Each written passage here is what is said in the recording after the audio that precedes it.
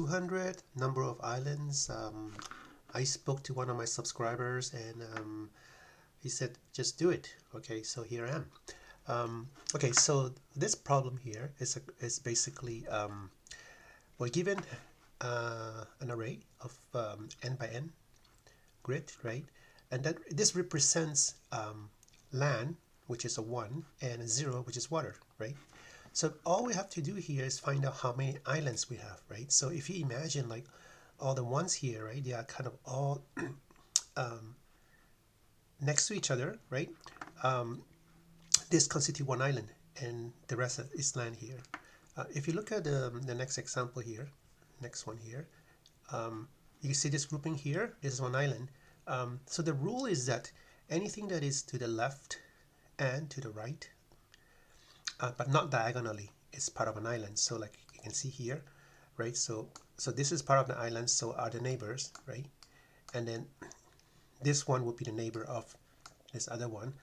And however, this diagonal one is not part of this island, right? So this 4 is an island, this one group here is an island, and this 2 is an island. So the answer is 3 here, right? So yeah, so basically this is the problem. So the solution we're going to approach for this problem is basically we will go through each of the cells one by one, and as soon as we see a 1, right, we're going to start marking all the neighbors as actually we can reuse this array. We're going to mark them as 0, meaning that they have been visited, right? And then once we've done that, then we continue with the next one. So in this case, let's say this one is marked as 1, so all the neighbors, so everything will be 0. And now, as you can see, from then on, when you go through every single cell, it's going to be 0, so your count will be 1. And similarly here, you start with this 1, you mark all the neighbors as 0, and then you still continue to check each cell. So this 1 now is a 0, so on, right? And then the next one will be a 1, which and then we'll increment the count to 2. You can mark it as 0, then you keep going, and then you see the next one, and you mark all the neighbors as 0. Then you keep checking until the last cell, this one becomes a 0. So now we're done. So the answer is 3.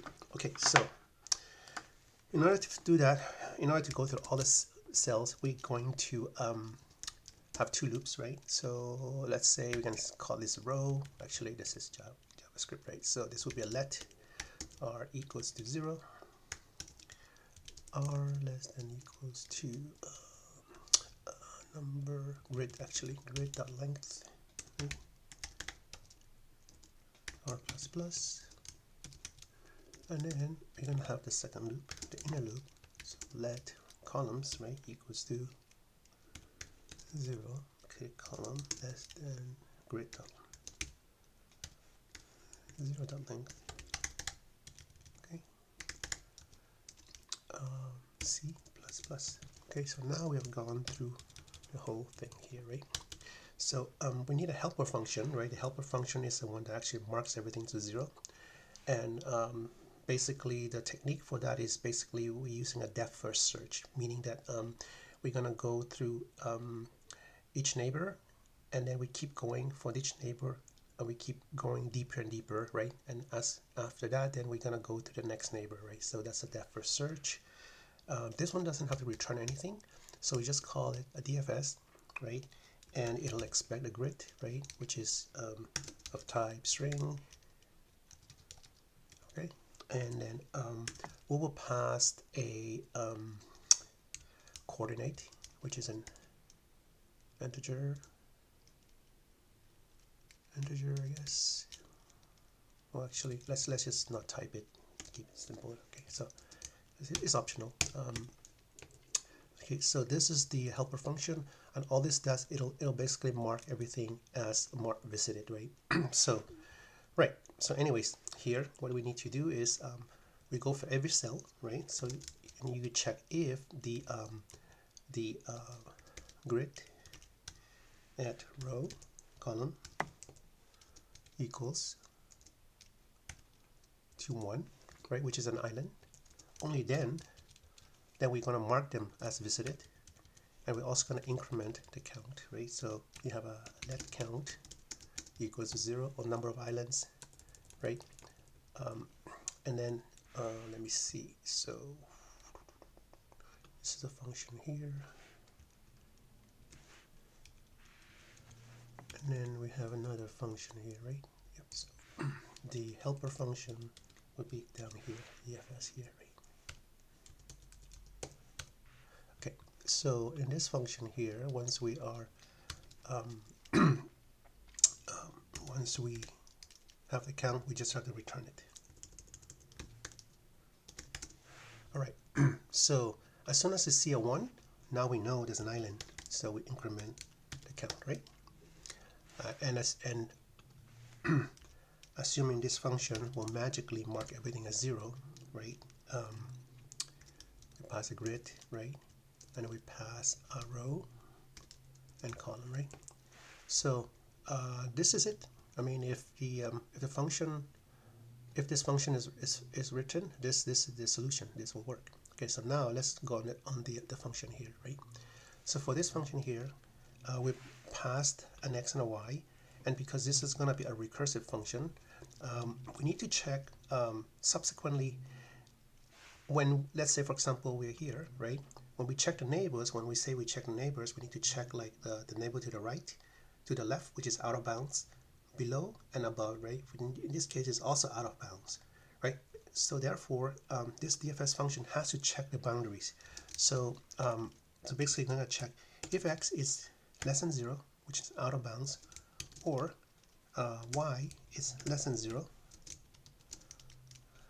or x is equals to the length of the grid, which just means it's out of bounds, grid.length, or y is equals to the grid of 0 dot length, which means also out of bounds, and also or if the value at xy, right, the grid value is not equals to 1, right, which means it is land, right? If it's equals to or not equals to 1, okay. So if that is not equals, then basically we do nothing, right? We return, right? Okay. If that is not the case, which means it's a 1, so what we do is basically we mark it first, right? So grid add xy, right? We set it to 0. So so this is basically implying, so let's say here, right, we mark this, so we'll first of all we call it with RC, which is 0 0. We basically mark this as 0, and now we have to say the neighbors, right? We need to call the function again on each of the neighbors, right? So there are 4 calls, right? So it's DFS, basically grid again, right? You're gonna say x, right, plus 1, meaning let's say the same, again for the same row we're gonna pass the value to the right, which is this one here, and then we call DFS, right, grid again x y minus 1, which is in this case to the left, right? And now let's go below and above, right? In order to go below, DFS grid, right, below, it just means the same for the same column, right? We're going to go 1 row below, same column, and then DFS grid, DFS, yeah, grid, and then we go 1 row above for the same column y, and this is it, right? So this function doesn't return anything. Its job is to basically traverse, right, until it's stuck here or it's out of bounds. Then that's where the recursion stops, right? And in the meantime, it marks them all as 0. So this is the mark 0 method here. This is the one that basically counts how many islands, and then we return a count of islands. So let's see if this runs. Okay, we have an error here. So line see this function. Oh, okay, this is a function, right? So function DFS, right? So let's try that again. Okay, we have another one here. So grid add RC equals to 1, of course. 17 line 5 17 line 5 17 grid equals to 1. Computer appears to be unintentional because the string and number. Okay, so oh, this is a string. Okay, we have strings here. Okay, so let's go one more here. I mean, this is the thing with live coding, right? This is not scripted. Let's see if this works. We have one more here. Okay, so okay.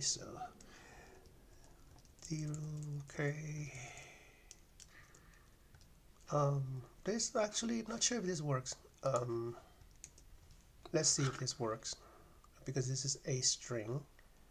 Oh, no, sorry. If that is sorry, my bad here. Right? This is just this is the index here, right? So let's try one more time. Accept it. All right. Well, I hope you don't mind me going through some errors here, but this is live coding. Thank you very much.